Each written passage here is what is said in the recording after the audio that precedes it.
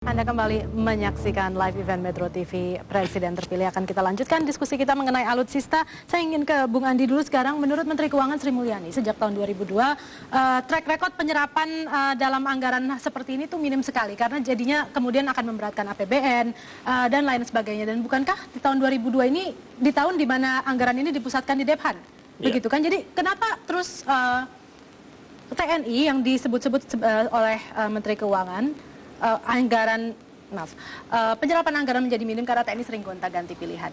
Kenapa ini terjadi? Ada dua penyebab ya. Yang pertama, oleh Departemen Pertahanan itu dianggap sebagai prestasi. Mereka berusaha untuk melakukan efisiensi sehingga ada penghematan.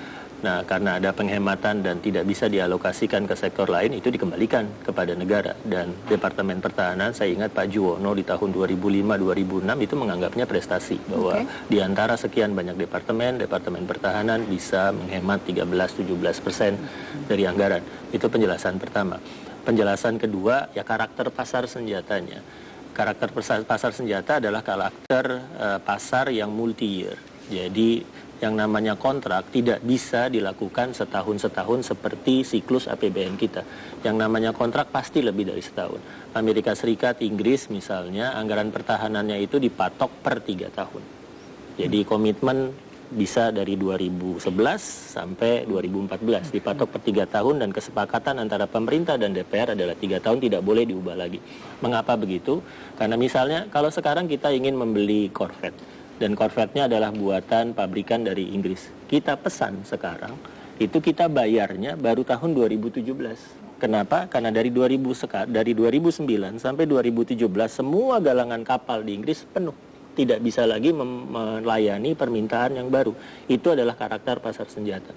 Nah, yang saya khawatirkan, para ekonom-ekonom baik di Departemen Keuangan maupun di Bappenas, walaupun mereka ahli-ahli ekonomi, doktor dari XYZ University, tapi mereka tidak mendalami pasar senjata yang membutuhkan mekanisme anggaran yang khusus. Dan itu sebetulnya mudah-mudah saja dipelajari dari Departemen Pertahanan negara-negara lain. Indonesia pernah mengundang tim dari misalnya University of Cranfield yang memang ahli dalam manajemen pertahanan, diundang ke sini untuk kemudian menawarkan satu mekanisme anggaran baru. Mereka yang menciptakan mekanisme yang disebut sebagai smart acquisition di Inggris, jadi pengadaan yang cerdas. Dan itu sebetulnya sudah ditawarkan ke Departemen Pertahanan. Saya pikir kertas kerjanya sudah siap, dan moga-moga di masa pemerintahan berikutnya Presiden terpilih, walaupun jargonnya adalah lanjutkan, tidak melanjutkan kebijakan yang itu, tapi mengubah kebijakannya menjadi satu mekanisme pengadaan alutsista yang jauh lebih cerdas. Jelajahi cara baru mendapatkan informasi. Download Metro TV Extend sekarang.